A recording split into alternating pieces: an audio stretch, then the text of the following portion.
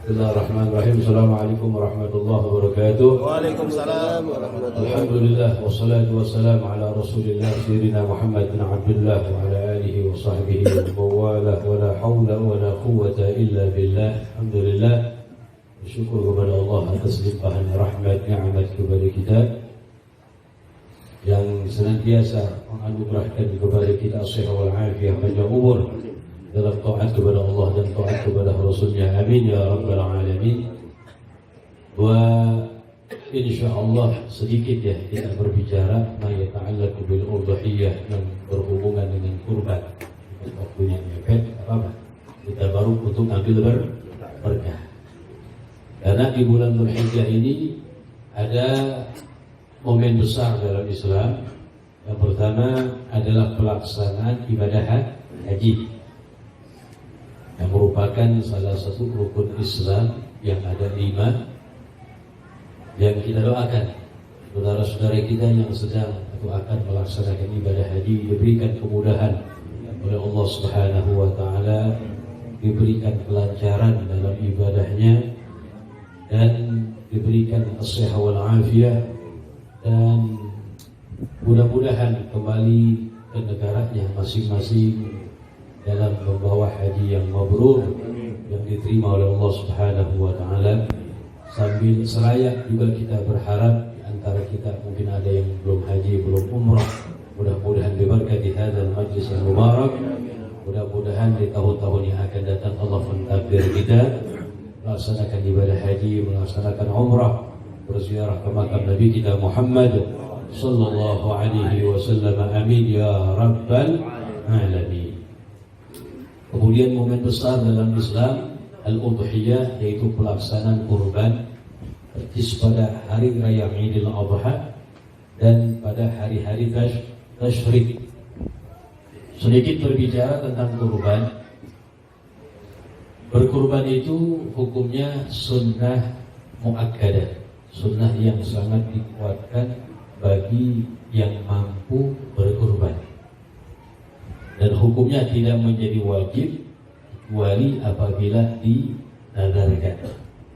Kalau seorang nazar berkurban, maka kurbannya menjadi wajib baginya.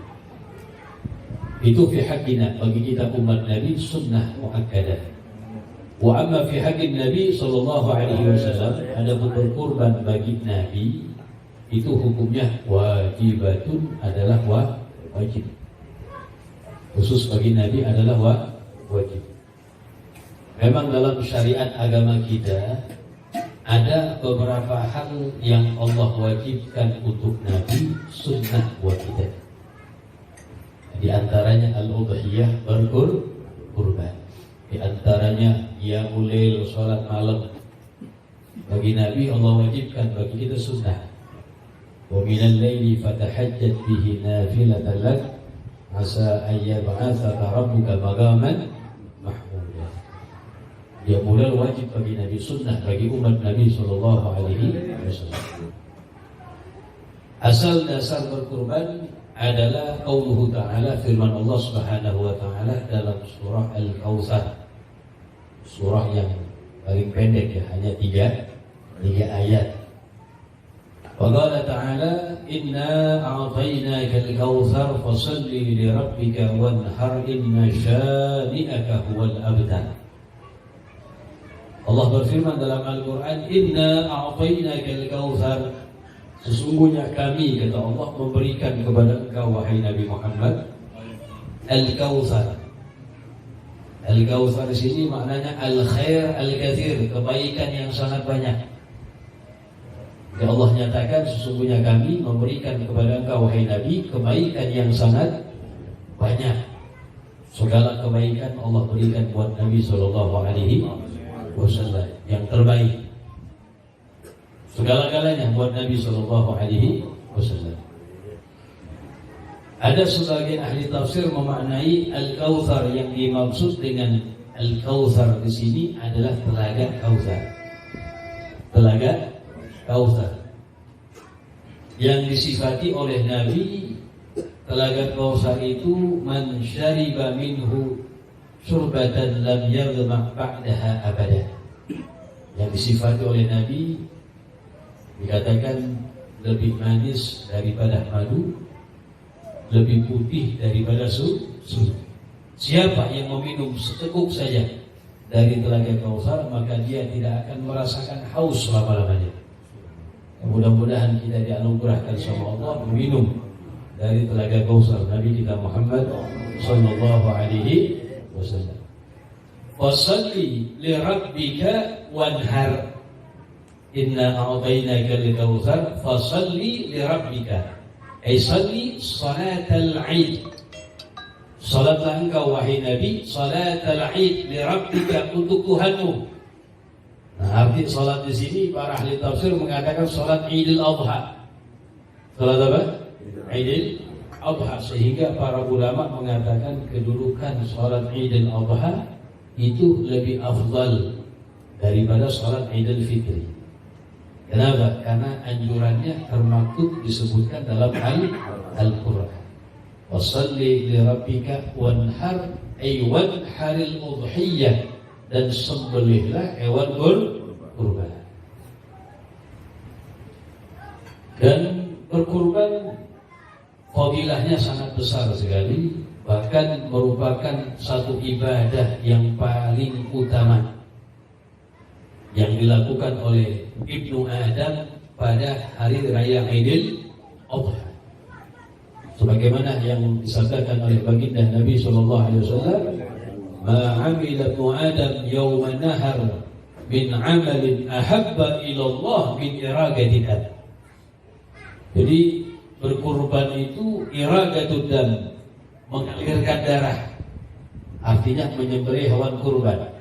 Itu adalah satu amal ibadah yang paling disenangi oleh Allah yang dilakukan oleh Ibnu Adam pada hari raya Idul Adha. Ya, makanya bagi yang mampu dianjurin tuh. Orang yang mampu kurban tapi enggak kurban, hukumnya makruh baginya. Hukumnya apa? Makruh. Maka dianjurkan untuk berkurban. Imam Syafi'i mengatakan la urakhisu fi tarkil udhiyah liman badara 'alaiha. Jadi Imam Syafi'i, aku enggak mengizinkan orang yang mampu kurban tapi meninggalkan berkurban. Maksud ucapan Imam Syafi'i, yang meninggalkan padahal dia mampu makruh baginya. Makanya sunnah muakkadah atau sunnah ain di kulli fardin minal afrad, bagi setiap seorang yang mampu untuk berkurban. Di sini timbul pertanyaan, mampunya semana sih? Ya, ini punya duit 100 juta, ya, punya celengan 50 juta. Ingat tuh, apa sih al-mukhatab bil udhiyah? Siapa tuh orang yang diperintahkan buat kurban? Pertama orang Islam yang sudah balik, yang berakal, yang merdeka. Budak sekarang. Al-mustadi, yang mampu. Nah, di sini timbul pertanyaan, yang mampu itu semana sih? Ya. Nah, ulama mengatakan al-muradu bil mustadi, yang dimaksud dengan orang yang mampu. Kalau digolongkan mampu, nanti sunnah baginya apa? Kurban. Kalau meninggalkan menjadi makruh. Ingat tuh. Apa yang dimaksud dengan orang yang mampu di sini?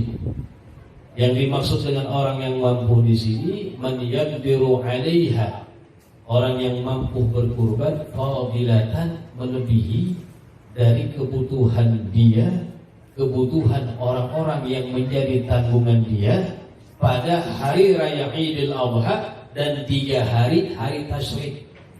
Maksudnya begini nih, 1 hari raya dan 3 hari tasyrik. Berarti berapa hari tuh? 4 hari kejamin semua. Buat ente kejamin, buat orang-orang yang menjadi tanggungan ente kejamin. Kemudian ada lebihnya bisa buat beli kurban. Itu orang yang mampu namanya. Alhamdulillah. Orang yang al-murad bil mustadi, yang dimaksud dengan yang mampu, yang diminta. Kita ambil contoh sekarang. Kalau buat kita, keluarga kita yang menjadi tanggungan kita, kalau 4 hari kira-kira berapa duit itu? 4 hari berapa? Taruh 500 saja, normal. 500. 500. Ada seorang punya tabungan, nggak usah gede-gede, 5 juta tabungannya. Berapa? 5 juta. Iya, 5 juta tabungannya. Dikurang gopek berapa itu misalnya? Pas setengah. Kira-kira pas setengah buat beli kurban cukup gak? Cukup, kambing dapat lumayan ya. Bos. Yang biasa juga 2,5 3 juta misalnya. 35. Masih ada. Yang penting ada umurnya udah pas dah. Artinya apa? Dia itu tergolong al-mustadi, orang yang disunahkan baginya berkurban. Artinya apa? Kalau meninggalkan menjadi. Nah, orang yang kayak begitu kalau ninggalin makruh tuh. Dan kurban ini ibadah yang dianjurkan setiap tahun, bukan seumur hidup sekarang. Kadang-kadang orang mampu bilang, udah kurban kemarin. Sekarang tiap tahun disunahin. Kalau tiap tahun digolongkan al-mustadi, orang yang mampu, kembali meninggalkannya hukumnya makruh begitu.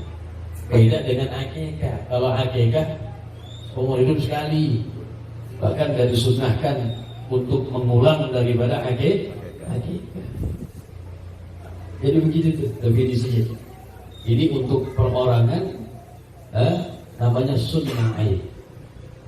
Dalam satu keluarga yang berbilang berkurban itu hukumnya menjadi sunnah kifayah. Menjadi sunnah kifayah. Apa definisinya? Idza qama bihil ba'du saqatat talab 'anil baqi. Jadi sunnah kifayah kalau ada sebagian yang ngerjain, gugur bagi yang kagak kerjain. Itu aja begini nih. Dalam satu keluarga ada satu orang yang berkurban. Sebab ada satu orang yang berkurban, maka gugur tuntutan bagi yang lain. Artinya gugur apa? Yang mampu, yang lain yang kagak korban, jadi kagak makruh. Alhamdulillah. Jadi kagak makruh. Contoh begini, dalam satu keluarga ada 5 orang misalnya. Anaknya alhamdulillah udah pada kerja, mapan semua nih. Digolongkan orang yang bisa berkurban. Dalam satu keluarga, misalnya ada seorang yang berkurban, ayahnya misalnya. Sebab ada satu yang berkurban, maka gugur tuntutan bagi yang lain. Artinya apa? Yang tadi yang dihukumi mampu, dia kagak kurban, jadi kagak makruh. Kenapa? Sebab ada satu keluarganya yang berkurban. Paham gak? Itu maksudnya begitu. Jadi sunnah kifayah. Jadi perhatikan dalam syariat kita ada sunnah ain, ada sunnah kifayah, ada fardu ain, ada fardu kifayah. Fardu kifayah ada 6 macam, ada 7. Sebutkan dalam nazamat, adhanun wa tashmitun wa fi'lun bimayyitin idza kana manduban wa lil akli basmalah wa udhiyatun min ahli baitin ta'addadu wa bad'us salamin wal iqamatu fa'dilan. Ada 7 itu. Di antaranya wa udhiyatun min ahli baitin ta'addadu. Kurban dari satu keluarga yang berbilang. Satu yang berkurban, gugur tuntutan bagi yang lain. Artinya apa? Yang kagak kurban, walaupun dia mampu, jadi kagak makruh. Sebab ada perwakilan satu. Di antaranya makan, baca bismillah, makan bareng-bareng nih, satu nampan. Makan kebuli, satu nampan bareng-bareng.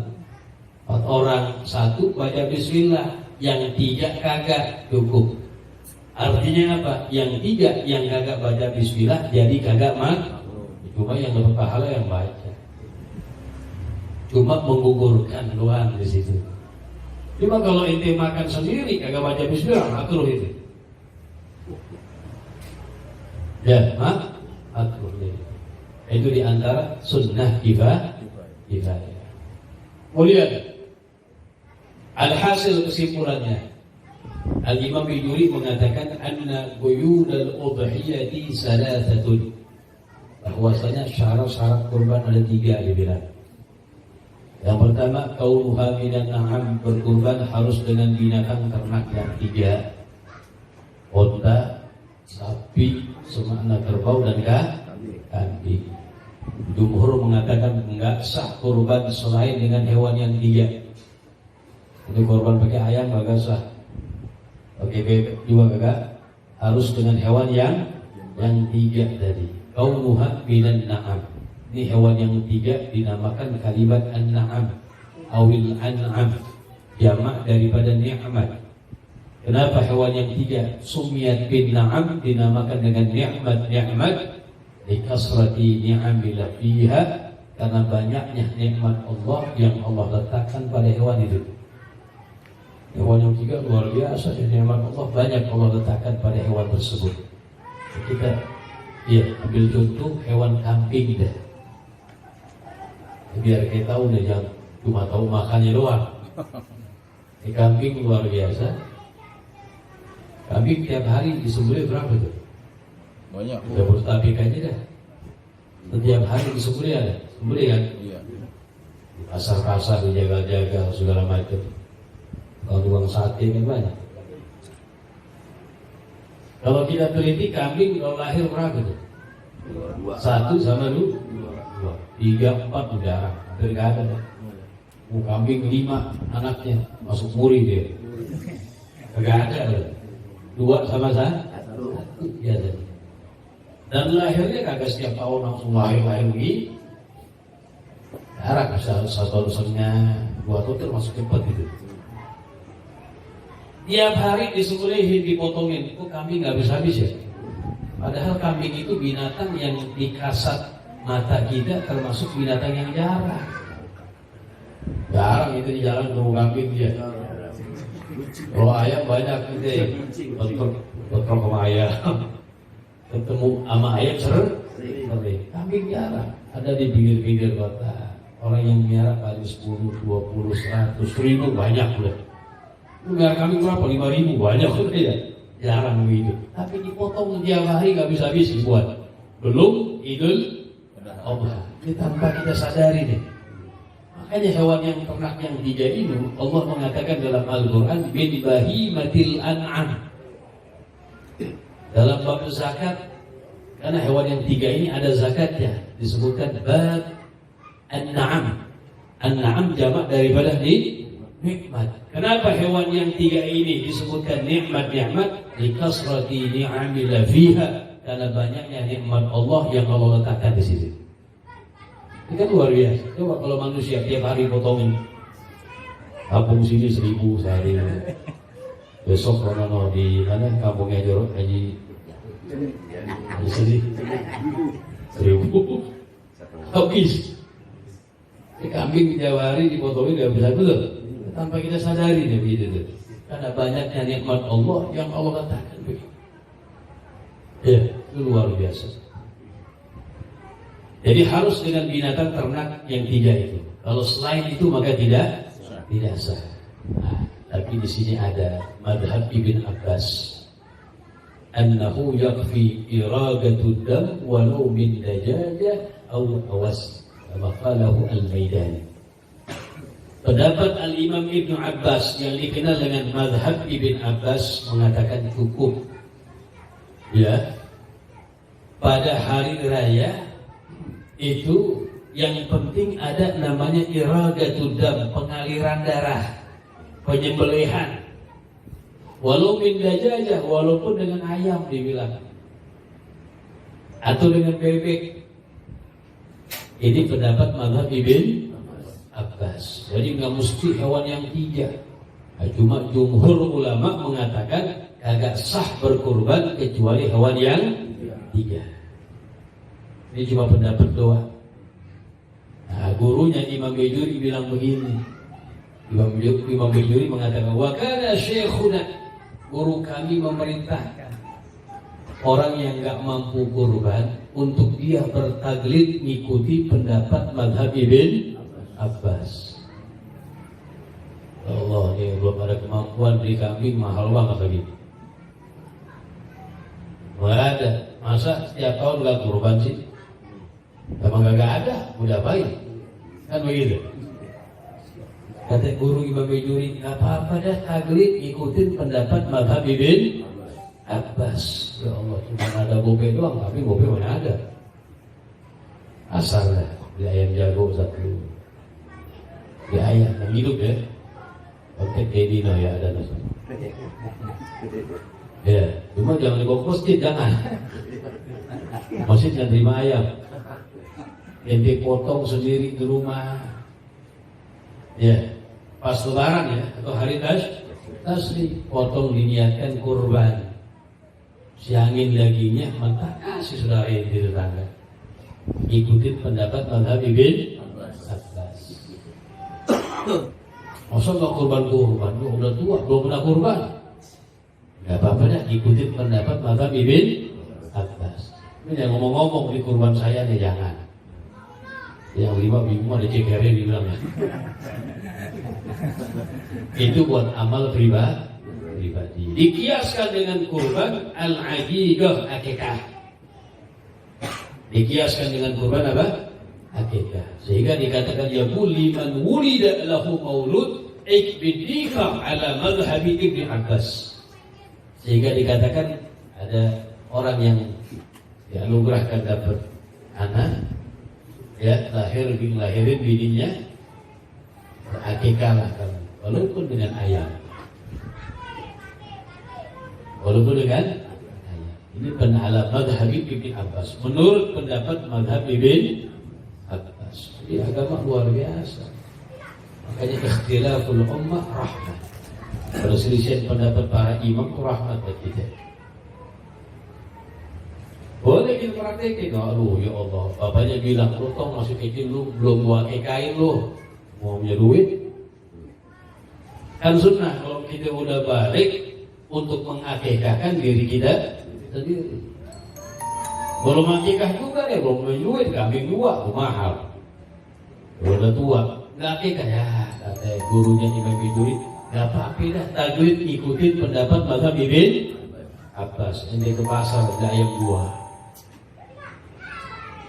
Potong di rumah niat akikah buat ente, bini ente masakin.